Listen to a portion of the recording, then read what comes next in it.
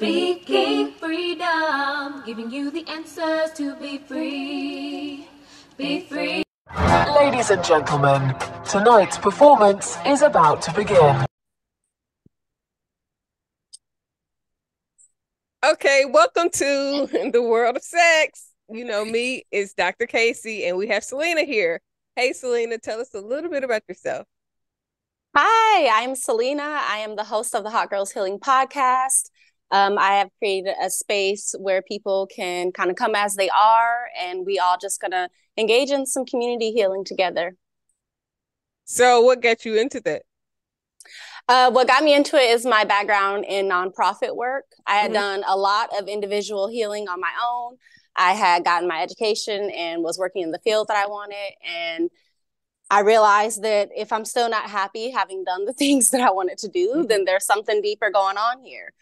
So I got a therapist and I started my individual healing journey. And then through my work in nonprofit, I started engaging with community healing. And that's when I noticed that when you're healing with people and in relationship with folks, and when you're healing your relationships with folks, it just goes so much deeper and it lifts you so much higher. So that's what I'm trying to do, just amplify that in the world. Yes, I totally agree. So when you saw the ad or request to be a guest on this particular show, what was it about this show that made you want to be on the world of sex? Well, I am a self-proclaimed hot girl. Okay, so I do enjoy popping this pussy every once in a while. I am happily married. I love having sex with my husband. I love doing it all. So that's what attracted me to being on the podcast. I also love talking about sex. I've actually loved talking about sex even before I started having sex. So it's just always been an interesting topic of discussion for me. So when you say you like to do it all, what do you mean? I just mean I enjoy my body. I enjoy my man's body, and he enjoys my body too. So I will say someone recently asked me about like eating ass, and I had to make it clear that that is not something that I partake in. Okay, but I do have a very either. cute butt, right? Like I have a cute butt, and my men do like to gobble things up. So my body is his buffet. Right. That's the way it's supposed to be. So, like when did you start having sex? You said you talked about sex before you even started having sex. So how was that experience to begin having sex? Like when did that happen in life for you? Yeah, so I consider myself a late bloomer. Again, when I was young, I was really focused on my education and educating my way out of poverty. And I had a mission in life, and I wasn't even worried about guys or people at all sexually. I was actually kind of asexual in high school and growing up. So I actually ended up having sex when I was 19. And let me just say, I've very much enjoyed the experience ever since I started having it. Did you masturbate before you actually started having sex or anything, or you just was of not, course. Oh, okay. No, I wasn't interested in engaging it with other people. I've always enjoyed pleasure. So okay. So tell me, what is your wildest fantasy? My wildest fantasy is it's all about location. I already have the man I want. I just want to have sex with him everywhere. I want to be in a castle. I want to be beside a river. I want to be behind a waterfall. I want to be in the pond, right? Like I want to be in these amazing, extravagant locations, just getting my back cracked. And that's really what I want. Right. So do you have a favorite position or a favorite sexual act or encounter? I have legitimately came so hard that I cried. What was that from like? behind? I mean, like, okay, so describe that experience to us. Whew. It was just something else. Like, it's definitely something that came on by multiple orgasms, right? Like, I'm already just in it, child. Yeah. Like, I'm just doing my best to survive the moment, okay? And then after it was like a huge release. And just like right after it just came this rush of emotion. And it was just like, so let me ask you this. It's cracking me up. When you experience that type of a climax, are you like setting your intentions to anything or using that moment spiritually? I want to be real with you. The first time it happened, no, I was as surprised as he was. Okay, like I was like, I don't know where that came from either. Okay, we was just doing a lot, clearly. But I have since, yes, I very much have since started using my orgasms as a whole and just engaging in intentional sex with my man. Like we've definitely gotten into it together. Oh, that's good. So, you're heterosexual. I am non-binary, so I just kind of consider myself to be androsexual, attracted to men. I love me some men. Okay, and I can go ahead. Oh, I don't even know what I was gonna say, child. What have you learned from your sexual encounters? Like, what has it taught you in life or love and relationships? Honestly, my sexual encounters have really taught me that the level of pleasure that I experience when I have sex is the amount of pleasure I sometimes allow myself to experience, whether that's with knowing not to return to somebody who couldn't even kiss right, like we ain't going back there again, or if it's honoring myself in a moment and saying, you know, this ain't really doing it for me. Let's switch it up. Let's try something else. Or instead of doing that here, let's do that there. You know, it's really just taking ownership of that experience for myself is really what I've learned over time. So how do you communicate when you're not satisfied or if a position should be changed? Like, how do you take on that role? Child, I do not pretend. I will literally just be like sitting there with the straightest of faces. Like sometimes I'm like, I really should like say something sooner. But I'm always willing to like let something develop. I'm like, let me see, because I don't know. Like maybe the first couple of seconds I don't like it, but then I'm like, ooh, okay, hold on. Like now I'm starting to like it. So I need to give myself a little bit of time in the moment.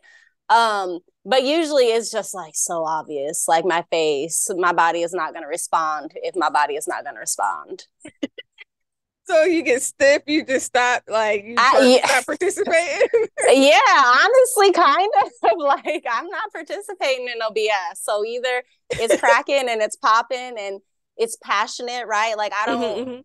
If you're not obsessed with me and if you're not into the experience, then why am I here? Right. Yeah, I don't want to just be a cheap fuck either, like where it's just wham bam, thank you, ma'am. It has to be some type of romanticized involvement to make me really enjoy the moment. If not, it's just something to do, and I don't want to just be something to do. Look, so I am a romance girly. Like you need to romance me. I need to see some candlelight or some type of low lighting. I know the lights better be low. So you don't have sex with the lights on? No, I do actually. I love morning sex, midday sex, but just that romance factor. It don't have to be in lighting, but I do prefer low and natural lighting. So, because you're in a relationship, how do you guys keep it fresh? How do you keep the romance and the sexual engagement at a high level? You know, sometimes when you've been with somebody for a while, the sex, I won't say the sex will get boring, but the relationship can kind of get stale. And so how do you guys keep the fire going? How do you guys keep yourself into each other sexually? I think that's a really good question, because for me, if I'm not into you, you're not getting into me, right? So the way that we do that is by keeping our friendship strong. Like I'm legit married to my best friend.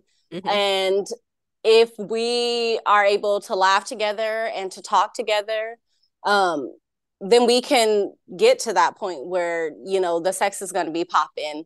And frankly, we usually don't have sex unless it's popping. Like I'm not wasting my time and energy.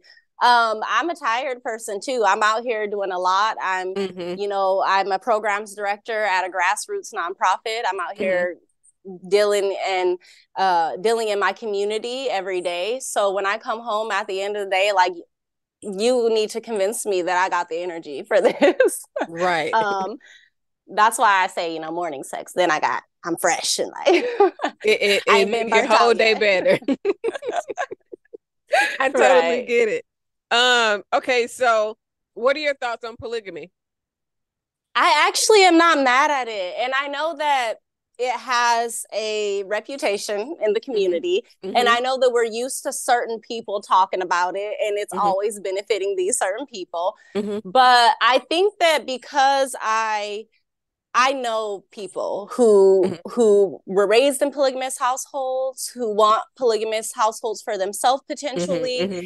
And so I've just seen it come from a cultural standpoint. Mm-hmm. I've seen it, from people from the continent, just like the way that we approach polygamy in the US is, Mm-hmm. polygamy by US, hashtag Mm-hmm. us over here. Like Right. it's our culture approach Mm-hmm. to polygamy, but there are other approaches out there. And I do think that it's something that should be respected. I know I'm not about to be, one of 7 wives where the man stays at home and we all got jobs and are paying the bills. And I've heard of those situations. Okay. So I think everybody should do what works for them. I'm sure I do things in my relationships that other people aren't willing to do in their relationships. I've seen people do a ton of things in their relationships that I'm not willing to do. Right. So I think really, if polygamy is working for someone and they're feeling respected and loved within that dynamic, then I think go for it. I definitely agree. And it is one of those topics to where, because people don't understand it, they are easy to go off the deep end in judging. And that's the bulk of the problem with society, is that they don't understand things. So they take a small negative narrative in most cases, and then they run with it, and it's always diluted. Yeah, and that again, I think is the US culture coming into the conversation, because if we can't look at it and instantly tell what it is, what it's, what to expect from it, and it can be a situation or a person, then we mad. Like Right. Right. I totally agree. So have you and your husband, or you prior to being married, have you ever gone to any swinger parties or swinger clubs? No, I haven't been, but I was so ready. Like, I swear, I don't know how that didn't end up happening, but no, I actually haven't. And I feel like, would I be willing to do that in the future? Yeah. Like, what do you, I am so like non-judgmental when it comes to sex. I genuinely think it's a beautiful expression of humanity. As long as consent is happening, again, as long as people are being respected, I don't kink shame. Like, do what brings you pleasure with other consenting adults who you're, bringing the pleasure or the pain to, right? Because I don't judge. So what kind of, do you watch porn? If so, what kind? I actually was just telling my husband, I want him to help me get more into porn. So I feel like porn is like with video games. I literally just like missed the boat on that one. Okay. Like I kind of like it. I ain't mad at it. I'll read a romance novel. They say having sex up in that thing. So I'm not mad at porn. I couldn't tell you what my favorite kind is. I know it got Black people in it or somebody got melanin. I know that's my favorite kind. Okay. I started watching porn on like actually watching it with intention probably once I was probably about 30. I didn't like start masturbating for real until I was like 30. I had never used a dildo before, so it was really interesting to at an older age to get into, okay, now we're in this whole new world. And when you do enter the world of sex, it is really a whole new world, because a lot of times we have so many preconceived notions of what sex can be or should be, to where we forget that it's people out there that want different things, like we can sometimes want different things. Yeah. And instead of hiding ourselves and, you know, diluting ourselves and watering ourselves down to fit into a societal narrative, you know, you need to understand that people out there want the same thing and you need to gravitate to your people. That's your tribe, Yes. because you sit, just imagine, or I couldn't imagine, I don't even want to imagine being in a relationship where the sexual chemistry is off because you want one thing and they want something else, or they're limited in their thinking. But it's really just a matter of non-communicating and not knowing that other people really like a lot of different things. Like, Yeah. I'm in a lot of Facebook groups where I'm in poly relationship Facebook groups, where I'm in bisexual Facebook groups. I'm in everything but the gay community because I'm not a gay man and I know they ain't gonna let me in. So but in those communities, what I've seen is that people want a lot of different things, and a lot of Yeah. times society makes you feel like, no, they only want it because of something else. And it's like, no, and there are some people that are really looking for these things that people think don't exist or should be shameful of. That is so real. And you know what? I absolutely know what you mean. I mean, I was raised Christian, and as much as I'm like a sex positive person and I love love, like a part of that I think was in defiance and to challenge some of the narratives that I was being taught, because I remember being literally like, I think maybe I was in kindergarten or first grade, and I was reading through the Bible with my mom, and they're saying something about being less valuable as a person after you lose your virginity. And I said, hold on. And this me at like 6 or 7. I was like, so you're telling me that this thing is telling me I'm going to be less valuable as a human being if I have sex, but the guy ain't? Yeah, I was like, oh, okay. You're like clicked up early. Yeah, and I love that, you know, my mom for that, because while she knew what, you know, we was going to church on Sunday, and, you know, she will still tell me biblical principle today, and I'll be like, Ma, I'm not Christian.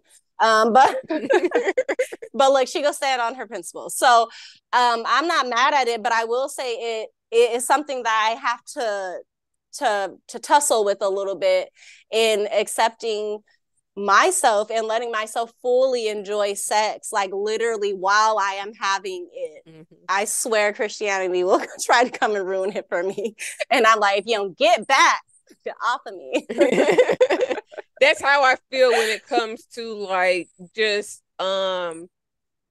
whether it's discussion that like this or just wearing tight clothes or being sensual, like sexy and all of that. I struggle, I think, mostly with that, because it's like, I don't want nobody to, you know, be shameful. I don't want nobody's husbands looking at me like, but that's not me. That's them. You know what I'm saying? So yeah, that is something that I struggle with a little bit, because when I used to go to church, they used to always cover me with the purple cloth because my jeans was too tight. You know, like it was a lot. So I definitely get it, but it's so important, again, for one, for educational purposes, for people to know that, one, people really have different sexual experiences and stories and belief systems, and it is so important for people to just be able to relate to other people, because people are looking for people to relate to. And that's so real. Being able to talk about sex and exposing people to the truth of the world of sex it's really, I feel it's purposeful a lot. It really is. Like, I love what you're talking about, you know, this journey of getting into porn in your 30s. Like, I'm 29 and I'm literally just like about to be getting into porn, really. Like, that's exciting for me. And, you know, there are people who would judge that. I actually hear a lot. People would be like, oh, you're married. How do you feel about porn? And I'm like, I don't care if my husband watches porn. I will watch it with him. And they're like, oh, I care. And I'm like, I think it's I personally as a life coach, I suggest that couples watch porn together, because one, it's the joint arousal. So it is something that you're partaking in together, just the intimacy of it. being turned on in front of another person. But also now you get to see the type of things that they like, what their kinks are, what their interests are, and you can play with it a little bit. But you can also, just enjoy the entertainment of sex because it is entertaining. Hella. Let's just be honest. Yes, it's fun. We talk during sex, we laugh, like it's an experience. It's, you should be dillying and dallying. It don't all gotta be, laying the pipe. Like, let's play for a little bit, Yeah. and then go back to it. So I definitely agree with what you're saying. It's something. Hi, I'm Kaci, Dr. Kaci. Welcome to Speaking Freedom. We are happy to have you, and we hope that we are able to help you in every way possible. Have a good evening. That as we release shame or guilt or judgment around it, it really allows us to explore it in a way that's just more authentic to who we are. And then it's better. And then people are coming, right? Because one thing that really surprised me about sex is how many people in relationship with cis het men are not having orgasms. Okay, I was in shambles. I was screaming and crying. It was just too much to handle. Well, a lot of times people are just, they don't want to talk about sex, period. They don't even talk about it with their partners.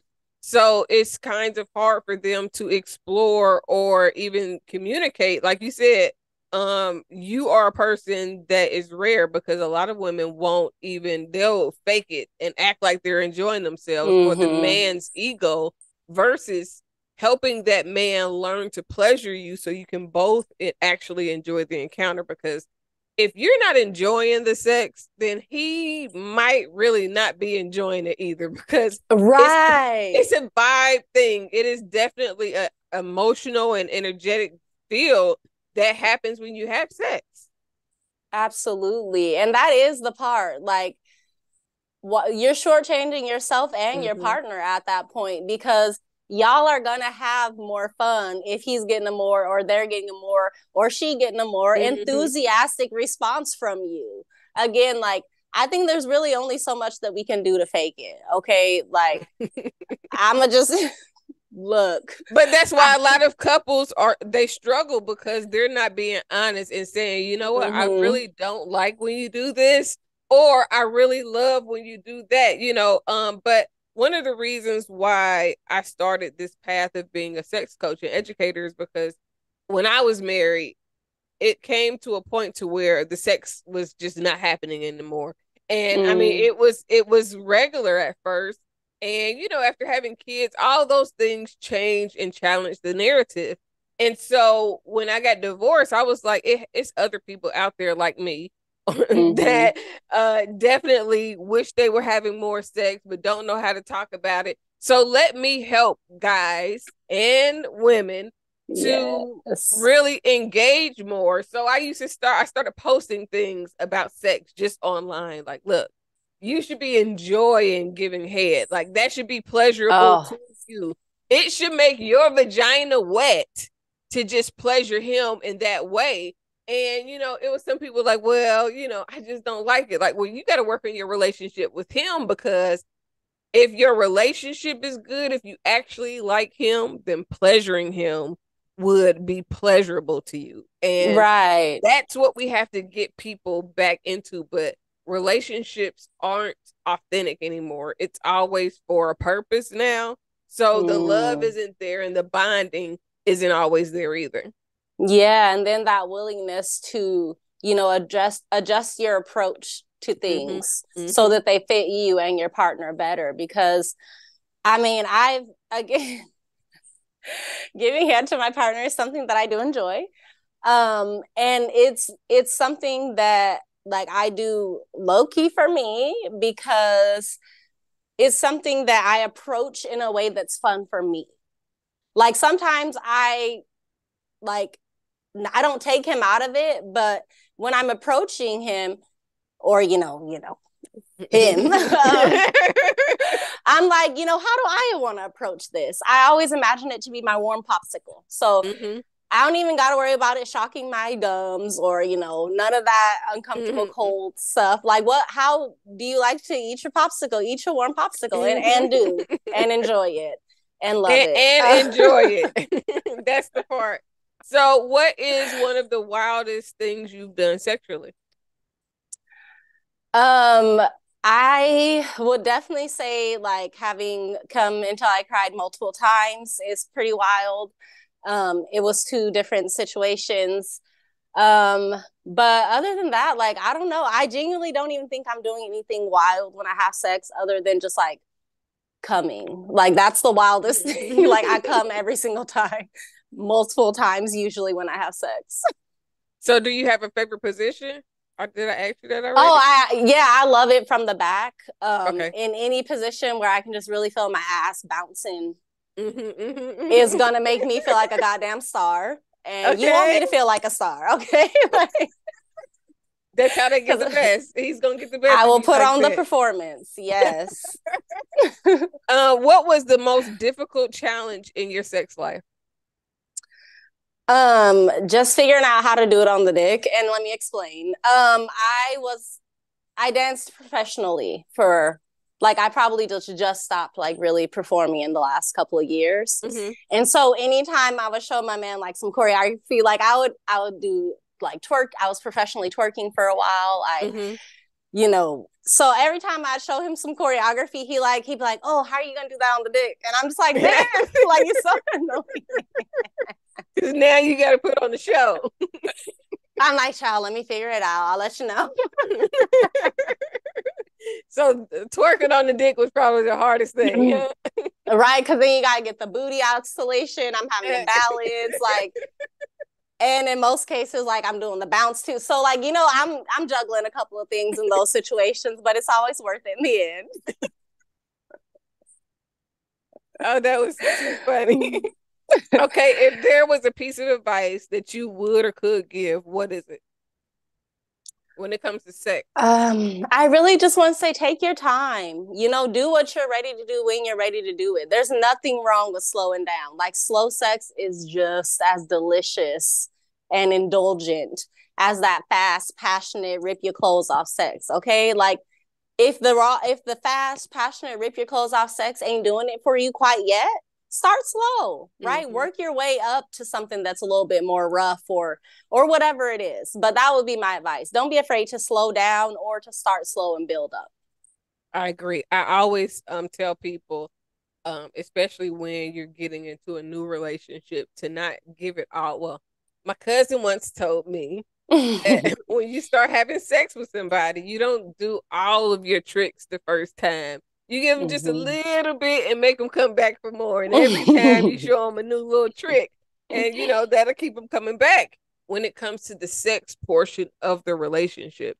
But you also have to have the substance of the relationship to really build the bond for the sex can be magical, because sex can be magical if you're connected spiritually with your person. So I don't try to slut shame. And I have nothing against strippers or anything like that, but I am very stern, if you would say, about just having random sex and giving yourself so easily, because you're attracting their energy, but you're also giving off energy too. And sometimes people want to have sex with you because they need your energy to function, but they're zapping you for what you're giving them. So you have to just be mindful and know that the more connected you are with the person, the better the experience will be. Yeah, I definitely agree with the bond and the connection making things just stronger and better for me, you know? Yeah. So is there any questions that you have for me as we begin to wrap up? Yeah. I mean, you're a whole ass sex coach, and I'm like, tell me more about that. Like, what are kind of the things that you suggest for people who aren't out here coming? Because I just need people to have orgasms. Like, it's deeply important to me. Okay, so one of the first things is going to be just really learning to trust yourself. Because you definitely have to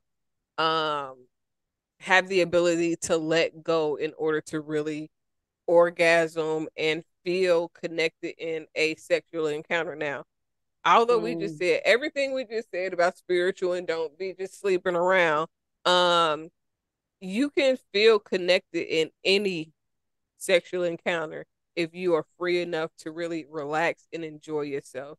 And those encounters can feel the same magic as being somebody's soulmate. It doesn't have to be that for that magic to happen, but you have to be at a place within yourself to be able to let go to that extent and control that environment.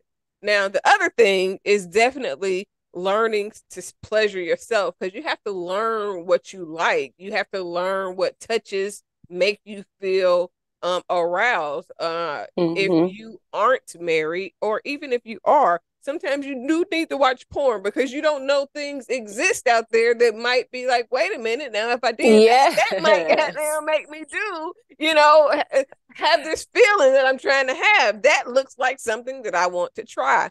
So I think that porn is more of an educational tool. If you don't obsess with porn and try to do everything that you see, because everything that you see isn't always the best for you. Right. But also, I don't watch regular porn. I have a Twitter page that I have that's just for reposting sexual content. And it's a lot of people that do OnlyFans and things like that that post a lot of content. But a lot of the porn that I watch on Twitter or see or post is not porno, like professional porn. It's just people recording their sexual That's true. And it is one of the best ways to really learn intimacy, because you're seeing people that they are not performers most of the time. These are people that's actually in relationships, that's just putting their shit out there. So being able to see other people release and enjoy is something as well. The last part, for me, I used to hold back. I used to feel like I had to pee all the time, and then I learned that was squirting in the making. So it was like, you get that intense feeling, and I used to be like, oh no, I can't, whatever that is, I'm just gonna hold it. And I learned that letting that go was a whole different experience, because guys love that. And I had been slacking on my macking for a very long time. But you find, right, that it takes a certain something to bring that out, because we didn't even talk about squirting, but yes, I have. And yes, it did take a certain thing to bring that out. I found out that my husband was holding out on me a little bit, because when we first started dating, we lived with roommates. But before, when we were actually engaged, we moved into our own place together. So that's when I truly found out the level of work that he's willing to put in. And that is when the squirting began. So how did you, like, your first experience squirting? What was that like? Like, give me a little play-by-play. He had my leg up on the couch, bent over, just doing my best to survive the moment with all the sensation going on, child. And again, it was one of those moments where we were both caught off guard, because we was like, what? Like, that ain't never happened. How did you know to let go? Because it's a tingly feeling that it's like you climaxing. Because when you squirt, you definitely are at a place of climaxing. Oh, yes. And it's a very intense thing that if you don't know better, you'll hold back because you don't know to let it go. So how did you know to let it go? Well, I had just always known that squirting was a thing. I didn't know, like, how to achieve it or what it would feel like when it was coming on. But when it was building for me, it really did just feel like a very intense orgasm was coming. And I was like, okay, so this is one of those orgasms that literally feel like you're gonna die, but in the best way possible. Right. And I was like, you know what? I ain't never been scared. So but no, like, how did you know? Like, because you gotta release it. You have to I guess if you with your husband and you already relaxed, so Yeah, but I somebody was just had to too far tell me what that gone. feeling was. Somebody was like, "Well, no, that feeling, like that's a good feeling. You got to let it go." And I was Mm-hmm. like, "I do, but what happens when I let it go?" So He said, watch and see. I literally, so it happened the next time I felt that, I did allow it to happen and it was Mm-hmm. great and he loved it. But then after that, I started doing research. I'm trying to make myself squirt. I want to, what it smell like, what it tastes like, what is this going on down here? Because like, I need to know. And, it was crazy. It was because that is one of those things that if people don't experience it, then they act like it don't exist. And it Mm-hmm. definitely exists and it's definitely not pee now. The things you see in porn is probably pee because you talking about they squirting for 5 minutes straight. No, that's Yeah. pee. They didn't drink a lot of water. But I have peed before sex, squirted, and then peed after sex. Yes. That Just is to the make sure. part. That's the part because I too look. I'm a Virgo, so I'll say y'all said we be doing what in the bed? We peeing where? Because I ain't never peed the bed. Right.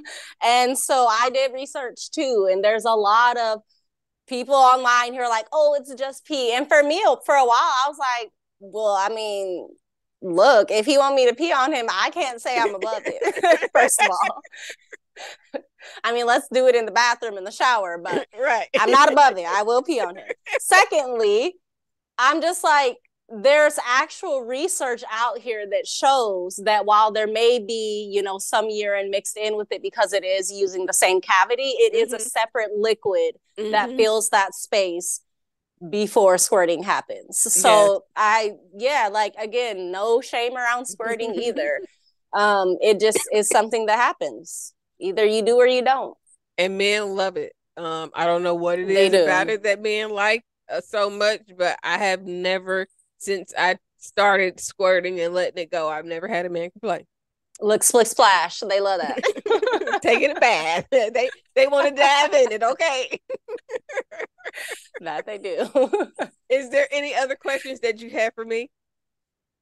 I would like to know, what position do you suggest for like a deep and satisfying orgasm? Is there a position that is best for that? My favorite is definitely from the back with my legs closed and clenching Ooh. my thighs. So my muscle contracts on his penis. That is my favorite, hands down, all time favorite move. But I normally throw it back anyway, so I'm gonna make sure my spots get hit when I'm moving and I'm grooving and I'm trying to, just make it more pleasurable. But I also grip throughout sex, so the experience is a little bit different because I'm always using my Kegel muscle. Yes. I'm always using my superpower to go in for the kill. So. Okay. I love to hear it. This is another thing that I actually love to employ. I have the little balls. It's like the little weighted ball thing. That I got into. I feel like Instagram was really talking about like the Yanni balls and the Kegel eggs and all that a few years ago. That was when I kind of started learning about it too. And it definitely, I feel like, oh no, sorry, go ahead. No, you go ahead. Oh, I feel like it just improved my orgasms, is what I was gonna say. Yeah, I made a whole little song about doing Kegels. Yeah. It was a remix to one of Beyonce's songs. It's like, I be doing Kegels. I would go into it, but I'm not gonna do that today. So yeah, that was a thing I really like. I've been celibate for a long time because men were like turning violent whenever I didn't want to bother with them anymore. So I just felt like that I needed to put her away for a little while. And now that I've been put her away, it's a little bit harder to want to engage in sexual encounters because you want to make sure there's going to be a quality of the person. So I don't want to just have random sex because Nick, I didn't waited this long. What am I in a rush for now?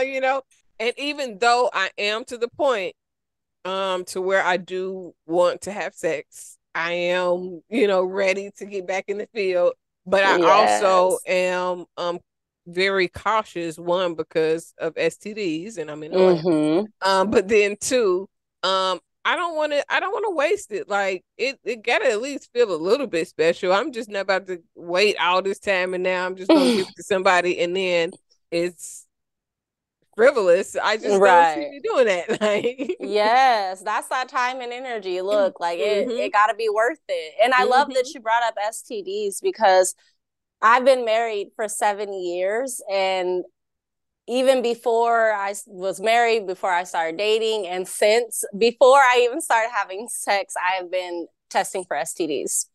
And I do it annually. And my husband knows that I do it annually. And he loves that I do. He does hmm it too. Like it's just something for health that you should be doing. And it's good to test because it's so many people that run around and they have STDs and they either are not telling their partners or just, not being upright and it's crazy.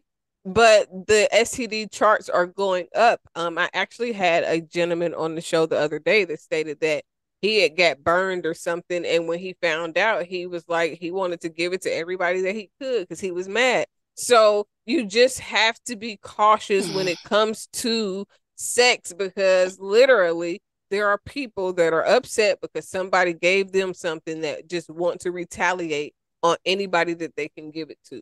So, it's the wild world out here. Yeah, Gotta be that is. safe. I don't know how my emotional maturity would have to be set up for that to make sense, but sure. It definitely did make sense when he said it, but he was a guest on the show, so I just kind of was inquisitive as Mm, to why he would do such a thing. And kind of let him just be free without judgment, like mm-hmm. while still giving some insight on how to improve his ability to have long-term relationships because at the end of the day that's what he wanted. That's what everybody Mm, really wants, is mm-hmm. to have some long-term connection with people that are dependable, that you can rely on and are going to be enjoyable, and anybody that says otherwise, they just are in denial and normally hurt because they thought they Mm-hmm. had that at some point and then they got disappointed and now they don't want to believe anymore.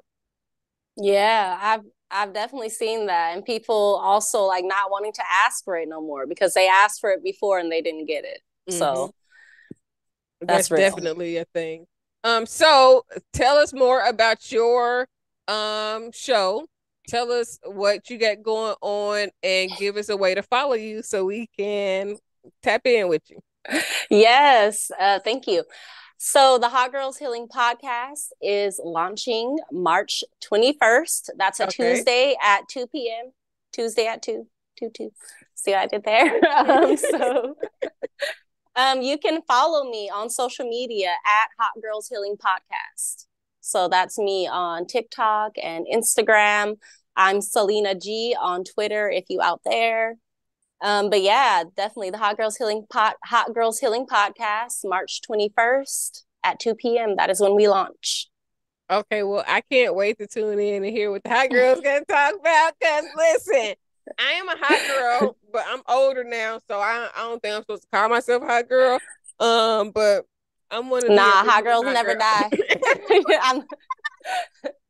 Hot girls never die. We And multiply. Angela Bassett, a hot girl, like we out here. She is. And is. It Yes. is. Okay, so that is the end of the show. Thank you for coming on. I really enjoyed the conversation. You're a great person. Thank you so much for having me. It's been wonderful being here. All right. See ya. If you've enjoyed this video, like, share, subscribe, and turn on your notifications. New episode every Friday.